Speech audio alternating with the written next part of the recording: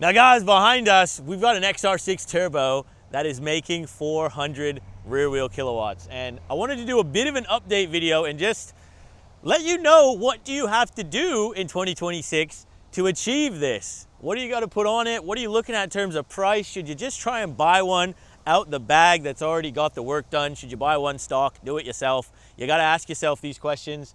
And again, is it too much power? Is it not enough power? We're gonna find out, guys. We're gonna review it, we're gonna launch it, and we're gonna tell you all you need to know about getting a 400 kilowatt XR6 Turbo. So let's fire this one up and get in it.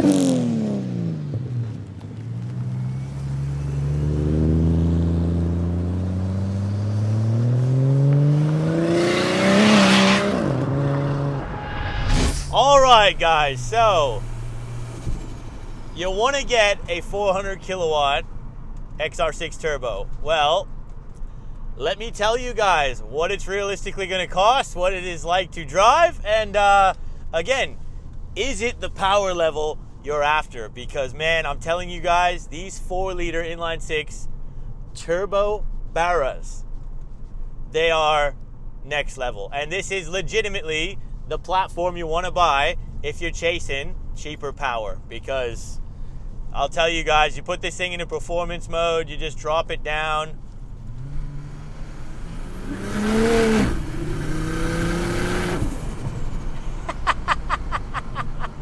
The screamer opens up, guys, and that turbo spools. Yes. Oh, I love it.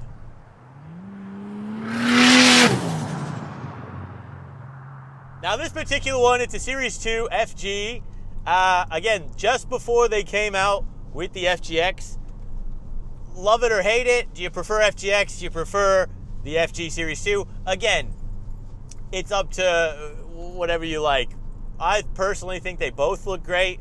This one in the octane orange, phenomenal. It's got the twist wheels, which I absolutely love. They're 19-inch, I believe. It's got the Brembo brakes up front. He's got a custom steering wheel in here with this like carbon fiber and gold orange inlay. I rate it. I think it looks really good. The owner has definitely put his element and his flair onto this car. And even when you look at the engine bay, yeah, it's turning into a bit of a show car, this thing. Absolutely. It's got the XR8 bonnet bulge up front.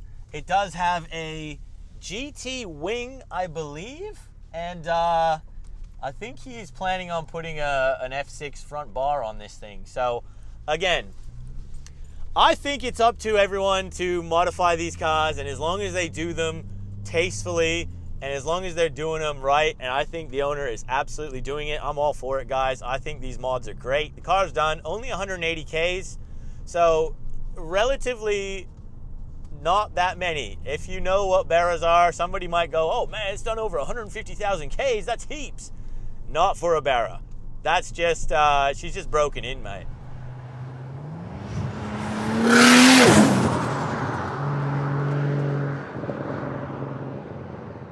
Well, you guys might be thinking like, well, what do you have to actually pay to get one of these things? Well, if you're gonna buy one stock, you know, I would honestly, again, 20 to 25 grand is probably realistically what you're going to have to pay to get an FG XR6 Turbo. If you go B series, obviously you can get them for a bit cheaper, but they aren't quite as easy to get 400 kilowatts out of.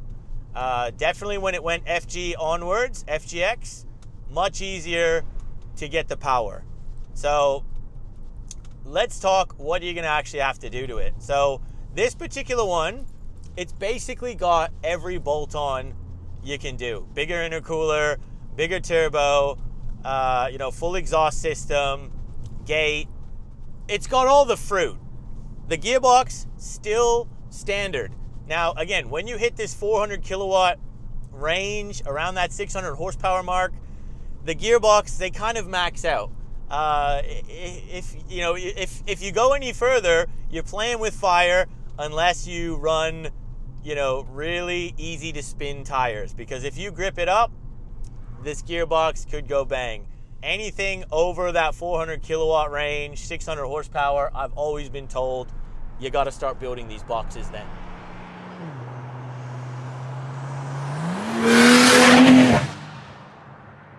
And let's just say all up, you got to stock one of these cars already, and you really want to get 400 kilowatts out of it. What are you realistically going to be spending? Honestly, it's probably 20 grand onwards. 20 grand. I would say if you've got 20K to spend, take it to the tuners, you know, throw all the bolt-ons on this thing. Realistically, it's what you're probably going to spend. Now, again, years ago, everyone knew a 10K Barra could probably do it for 10 grand. Nowadays, yeah, that's what I think, guys. Honestly, you're probably looking at 20 grand. You definitely, if you don't mind buying somebody else's build, you will save a lot of money, just plain and simple. Yeah, to buy one of these things on the used market, already hotted up a bit, already at 400 kilowatts, you could pick them up all day for under 30 grand. But if you're going to buy a stock FG and then do all the work, you're going to pay a lot more.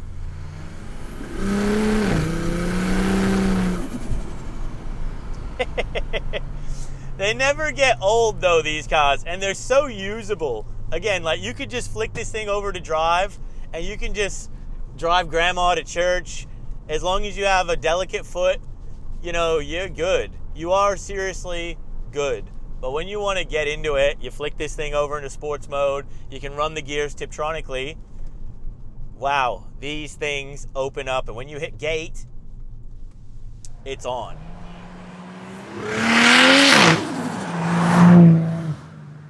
But for the money, guys, and look, if we're talking about a car that can do it all, 4 doors, plenty of room in the back, reliable engine, inline 6 turbo, plenty of power you can grab out of these things, decent gearbox, like it really is the car. Like, this is the car for performance, daily ability, and price. You know, comment something down below, guys, if you think you can get something better that can make more power, that's cheaper and still reliable and still dailyable. Like, this really was such a great platform. And again, it's criminal that the Falcon went away. It's so sad. It is so sad, because these were so well done. And you just hear that turbo, it's playful.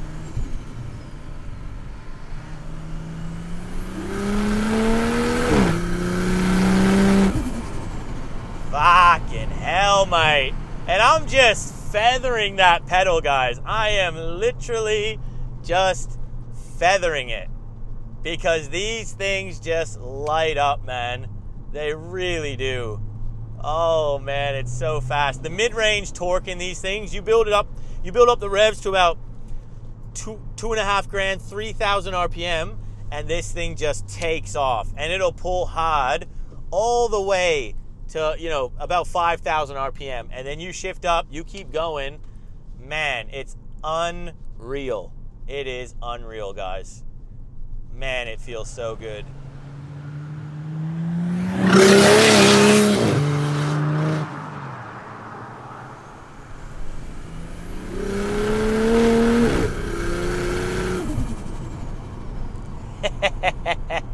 Man, they're just too fast. These are honestly too fast for the road. When it comes down to it, if you think it's not enough power, like, you know, everyone gets used to the car. You know, there'll be comments, guys coming down going, oh, 400 kilowatts, that's nothing. Mate, for a street car, at this price point, these are so damn good. And let me tell you guys, you can get rowdy in these things. They'll scare you still. And dude, get this thing onto the freeway. It's chopping a lot of cars. I mean a lot of cars. So the torque is unreal in these things. You know, they can be 1,000 Newton meters easy. And wow, again, they are addictive. They are too fast. They really are. These cars get you in trouble, guys. If you have one and you drive it around daily and stuff, man, it's so tempting to race everyone off the lights. And dude, they want you, they egg you on. They egg you on to push that boost.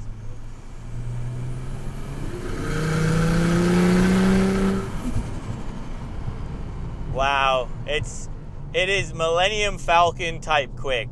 They really are. They really, really are. When you get into that mid-range, man, just next level.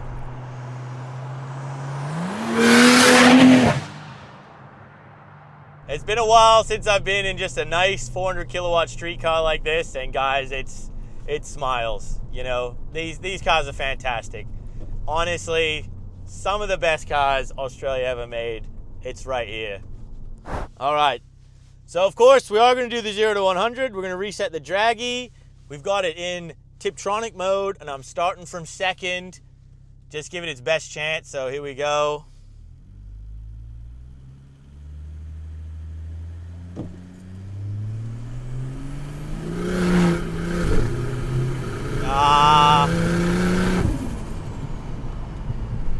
I messed it up. I definitely messed that one up. Come to a full stop, reset the draggy.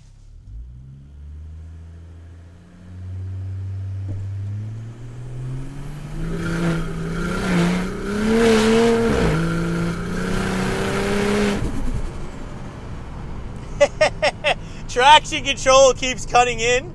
It definitely keeps cutting in. And it's slowing us down a little bit. It definitely is. But we just did a 5.9 right there. And yeah, again,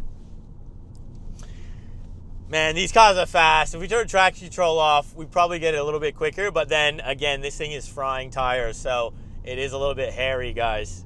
All right, so we did a 5.9, but we're gonna let the owner have a crack as well. He's pretty keen to see if he can get a faster time. So we'll just see what it does, mate, when you're ready. All right, ready? Yep. 3, 2, 1. Go. No. I got it. 80 Ks. That's what I said. I was like, man, it's just like, it's so hard to balance the traction. Give it another crack. Come to a full stop.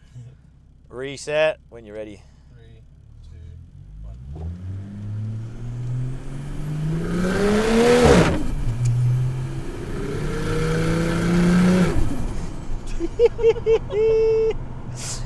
You know what that was? Oh god. 7.1. No!